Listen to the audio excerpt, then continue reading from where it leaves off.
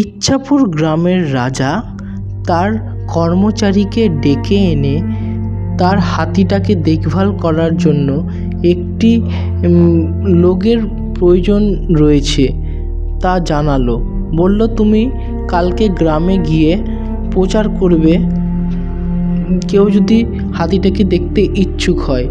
রাজার কথা অনুযায়ী তার কর্মচারী পরদিন সকালে গ্রামে গিয়ে গ্রামের মানুষদের কাছে বলল, রাজাবাবুর হাতিটিকে দেখভালের জন্য একজন ভালো লোকের প্রয়োজন, তার জন্য রাজাবাবু ভালো বকশিস দিবে। আপনাদের গ্রাম থেকে কেউ ইচ্ছুক থাকলে সে যেতে পারে। এই কথাটি রামুর বাবা রামুকে বলল, তুই তো বাবু বেকার আছিস, তো রাজার হাতিটি দেখভাল করার জন্য একজন লোক চাই। তুই যদি দেখভাল করতে পারিস তো ভালো বকশিসও পাবি। তো তুই কালকে রাজ দরবারে গিয়ে রাজাকে বলিস যে আমি করতে ইচ্ছুক, তাও যদি কিছু তোর রোজগার হয়। ঠিক আছে বাবা, আমি কাল সকালেই রাজাবাবুর দরবারে উপস্থিত হব। নমস্কার রাজাবাবু, আপনার প্রচার আমি শুনেছি, ওই কথা শুনে এসেছি।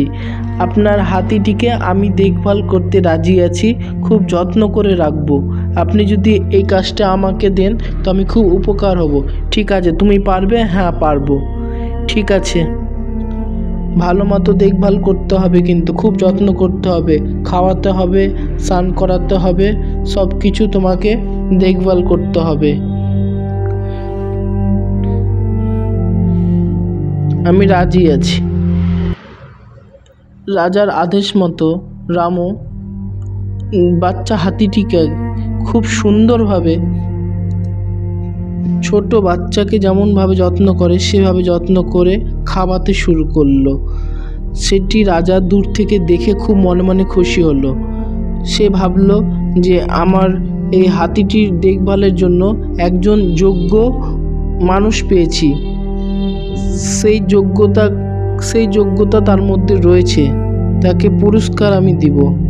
পরের দিন রাজা রামুকে ডেকে বলল, আমি খুব খুশি তোমার কাজ দেখে, এই জন্য তোমাকে আমি ভালো বকশিস দিব। হাতিটি আমার এই রাজপ্রাসাদের আমাদের সকলের একজন সদস্য, শুধু হাতি নয়। এ নাও তোমার বকশিস, তোমার কাজে আমি খুব খুশি, এই জন্য তোমাকে বকশিস দিলাম। ধন্যবাদ রাজাবাবু, আমি খুব খুশি।